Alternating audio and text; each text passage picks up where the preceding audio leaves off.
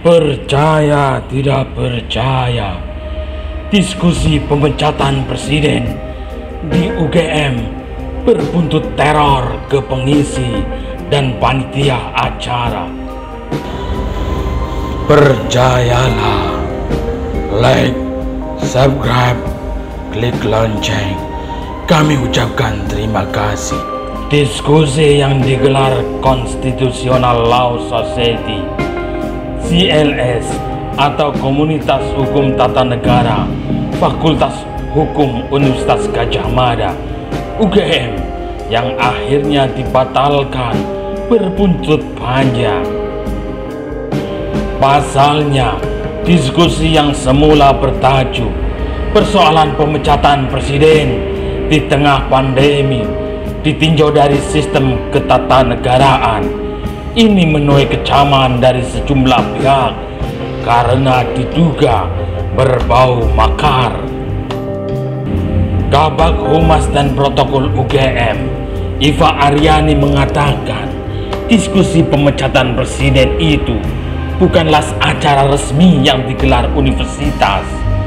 Dalam akun Instagram, CLS UGM juga memberikan klarifikasi bahwa mereka hanya komunitas di Fakultas Hukum UGM yang tidak digerakkan kampus, baik level fakultas maupun universitas.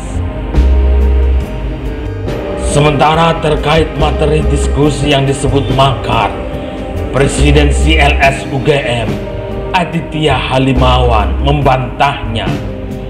Adit menjelaskan diskusi murni bersifat akademis tanpa ditunggangi agenda politik manapun.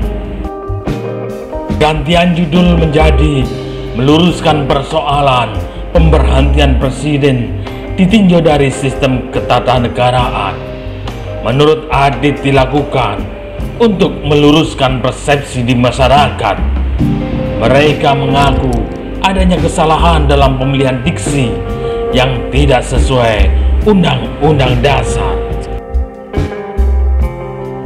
Acara diskusi yang semestinya digelar Jumat 29 Mei secara virtual lewat aplikasi Zoom memang sudah dinyatakan batal. Namun masalah tak berhenti sampai di sini.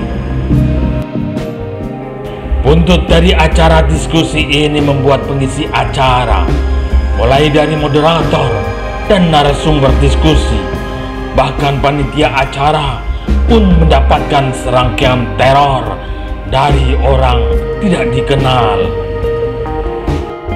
Adit mengungkapkan salah satu nomor WhatsApp milik narahubung diskusi yang terpampang di poster bernama Visto diretas oleh seseorang. Nomor tersebut sempat mengirimkan pesan jika diskusi yang sedianya digelar pukul 14.00 WIB itu dibatalkan. Padahal saat itu panitia masih mengusahakan agar webinar via aplikasi Zoom itu tetap digelar. Visto sendiri merupakan salah satu admin di 2 grup WhatsApp yang dimiliki CLS UGM. Setiap grup terdapat sekitar 400 anggota. Namun setelah ditunggu hingga batas waktu acara berakhir, yaitu 16.00 WIB, acara tidak juga digelar. Salah seorang pengajar FH UGM, Zainal Arifin Mokhtar, mengatakan acara batal digelar. Tak sampai di situ, aksi teror juga dialami guru besar Hukum Tata Negara Universitas Islam Indonesia UII Yogyakarta, Profesor Nikmatul Huda, yang semestinya menjadi narasumber dalam diskusi itu. Sejak Kamis 28 Mei malam, rumah Nikmatul di daerah Sorokenen, Kota Yogyakarta, digedor sejumlah orang tak dikenal. Kamis malam kurang lebih pukul 23.00 WIB, digedor pintu dan bel rumahnya. Jumat pagi datang lagi dan dilanjutkan beberapa orang mondar-mandir di depan rumah beliau. Profesor Nikma tidak kenal orang tersebut dan tidak tahu itu siapa, kata Dekan Fakultas Hukum UII, Abdul Jamil, dihubungi Kumparan.com, Jumat 29 Mei malam. Jamil menyarankan Nikmatul untuk tidak membuka pintu dan pergi kemanapun. Ponsel Nikmat juga diminta untuk dimatikan. Beberapa rekan dosen dan mahasiswa ke rumah Nikmat untuk berjaga-jaga. Dekan Fakultas Hukum UGM, Sigit Rianto, lalu menjelaskan serangkaian aksi teror terhadap sejumlah orang yang terlibat dalam diskusi mendapatkan teror sejak Kamis 28 Mei. Berbagai teror dan ancaman dialami oleh pembicara, moderator, narahubung, serta kemudian kepada ketua komunitas Constitutional Law Society, mulai dari pengiriman pemesanan ojek online ke kediaman, tes ancaman pembunuhan, telepon, hingga adanya beberapa orang yang mendatangi kediaman mereka. Jelas Sigit.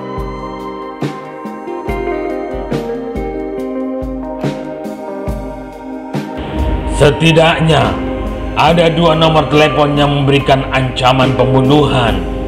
Mereka mengatasnamakan salah satu organisasi masyarakat dalam tes yang dikirimkannya. Percayalah, like, subscribe, klik lonceng.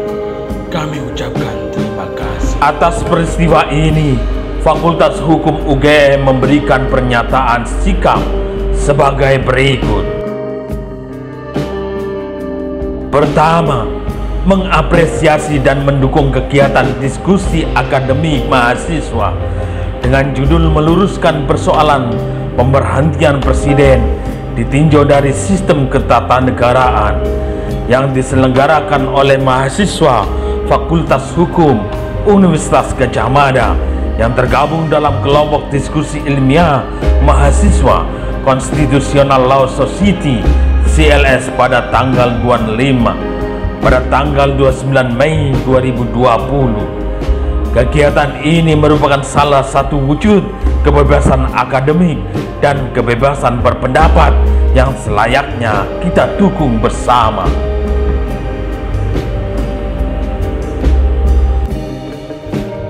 Kedua, mengecam sikap dan tindakan intimidasi terhadap rencana kegiatan diskusi yang berujung pada pembatalan kegiatan diskusi ilmiah tersebut.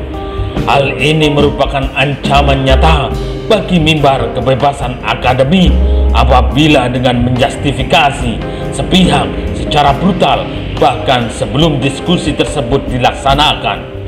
Fakultas Hukum UGM mendorong segenap lapisan masyarakat untuk menerima dan menghormati kebebasan berpendapat dalam koridor akademik serta berkontribusi positif dalam menjernihkan segala polemik yang terjadi di dalam masyarakat.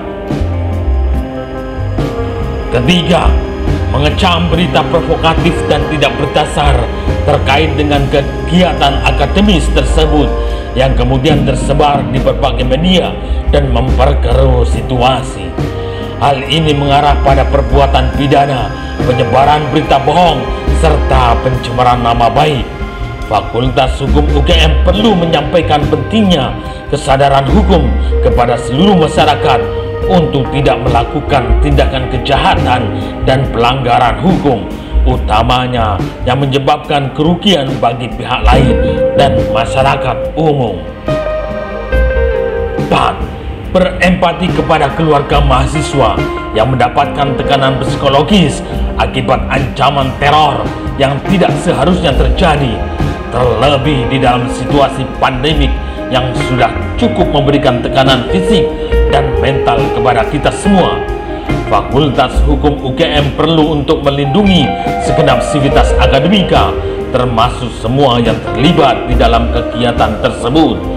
Terlebih dengan terjadinya intimidasi, teror, dan ancaman yang ditujukan kepada pihak-pihak di dalam kegiatan tersebut, termasuk keluarga mereka. Dalam hal ini, Fakultas Hukum UGM telah mendokumentasi segala bukti ancaman yang diterima oleh para pihak terkait, serta mengambil langkah-langkah yang diperlukan dalam rangka melindungi segenap sivitas akademika Fakultas Hukum UGM serta pihak-pihak yang terlibat dalam peristiwa ini. Percaya tidak percaya, itulah yang termuat dalam kumparan.com.